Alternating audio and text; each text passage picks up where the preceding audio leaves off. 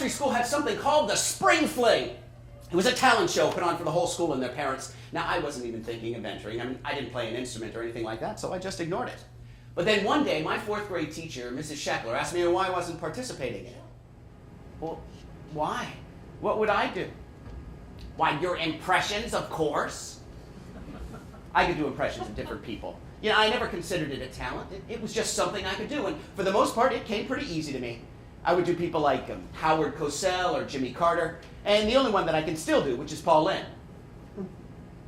Now, if you don't know who Paul Lynde is, he was the center square in the Hollywood Squares. He was Samantha's Uncle Arthur in Bewitched. He was Templeton the Rat in the original Charlotte's Web. You know, I always loved his voice because he was always laughing when he talked. You know, even if what he was saying wasn't funny. Oh, that's so disgusting.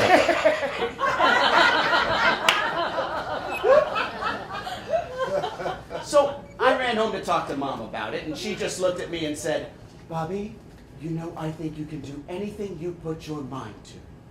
Well, that was really the only encouragement I needed. I ran upstairs and started working.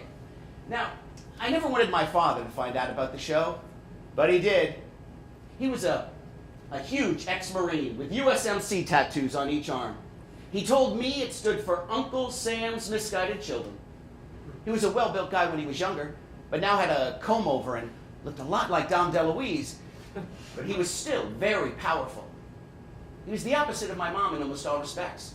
He was the center of attention wherever he went. He was strong, smoked 2 packs a day, and he never had a positive thing to say about me or my mother. We never got along. He always thought of me as the thing that ruined his life, and he was never afraid to tell me that. He came into the room while I was rehearsing. What are you doing? Your mom tells me you're going to be in a show. Why the hell would you set yourself up to be laughed at? Hell, I'll laugh at you. You can save yourself the trouble. Because I was listening to what you were doing. It sucks. Hope you're better than that when you get up there on that stage and all those people are staring at you, just waiting for you to screw up. And you will. You're just not that good. Come on, dinner's ready. Dinner was unusually quiet that night. Luckily for me, television is my great escape, and tonight is Battle of the Network Stars. I love that show. I mean, you got to see celebrities as real people, or at least as real as they'll let you see them. It was while watching that show that the idea came. Howard Cosell was interviewing the celebrities after each match. I mean, that was it. That's what I could do. Before, I was just introducing the celebrity and then doing the impression. Now what I would do is have Howard Cosell introduce them.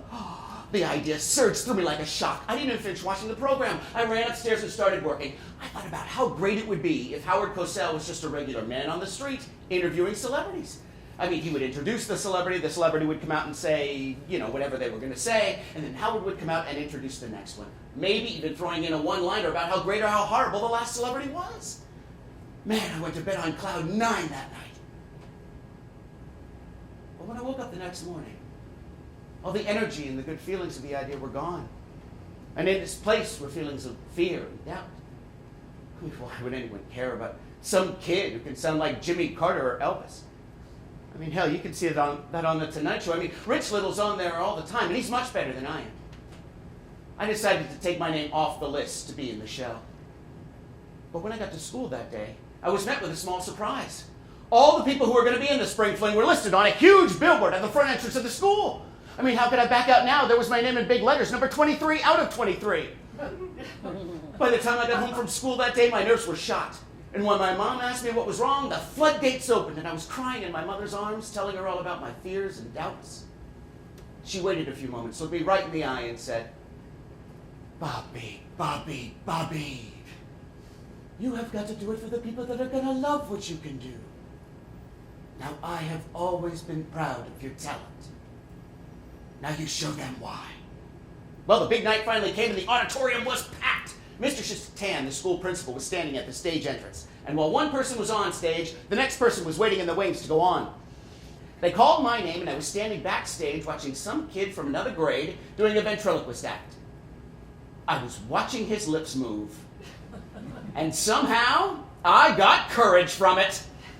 They called my name and I hit the stage. Now, I would love to tell you that every word out of my mouth was gold. The truth is, I have no idea what I said. All I know is that they were laughing. And they weren't laughing at me, but at what I was doing. Towards the end of the routine, I looked down at my mom, who was sitting in the front row, and she gave me a big thumbs up sign, a signal that my mom still uses to this day to tell me that she enjoyed the show. They cheered. They cheered for me. It was one of the highest highs I've ever had.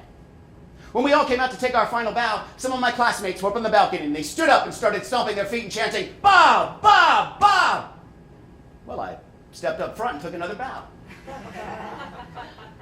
It was at that moment I knew in my heart I wanted to be an actor. It also helped me realize that my father was wrong. And for the first time in my life, I felt like I had just spit right in his face.